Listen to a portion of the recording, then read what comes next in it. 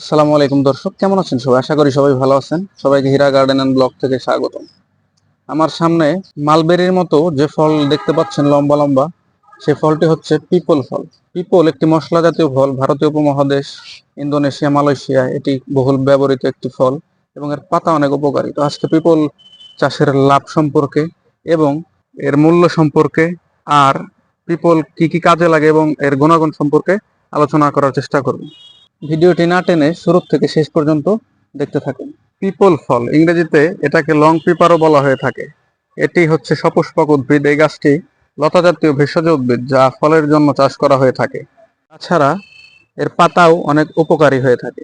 People ফল শুকিয়ে মশলা হিসেবে ব্যবহার করা হয়। পপি বীজের সমান আকৃতির অসংখ্য পিপল ফল একটি সংযুক্ত দণ্ডে অবস্থান করে।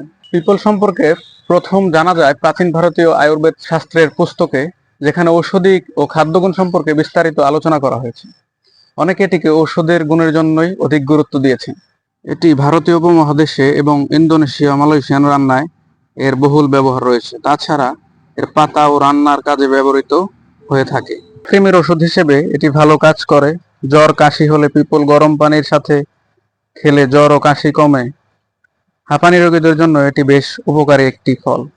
নানা ধরনের গুণ থাকায় পিপলের বাজার মূল্য অনেক বেশি। আমাদের দেশে প্রতি কেজি 1500 থেকে 1800 টাকা পর্যন্ত হয়ে থাকে। তাই পিপলের বাণিজ্যিক চাষ সম্ভাবনাময় এবং এতে বেশি যত্ন নিতে হয় না, তাই প্রচুর লাভজনক। আপনারা বাণিজ্যিকভাবে অর্থকরী ফসল হিসেবে পিপল চাষ করতে পারেন।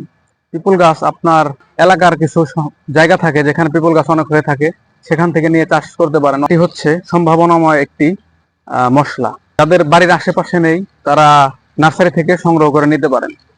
নার্সারি থেকে সংগ্রহ করতে চাইলে যারা মানিকগঞ্জে আছেন তারা সড়ক ভবনের অপোজিটে আমাদের গার্ডেনে চলে আসুন। এখানে অনেক চারা আছে। তো ভিডিওটি কেমন লাগলো কমেন্ট করে জানাবেন এবং ভিডিওটি ভালো লাগলে অবশ্যই সাবস্ক্রাইব করতে ভুলবেন না। সবাইকে ধন্যবাদ ধৈর্য ধরে পুরো ভিডিওটি দেখার জন্য। দেখা হবে পরের নতুন কোনো ভিডিও নিয়ে। আসসালামু আলাইকুম।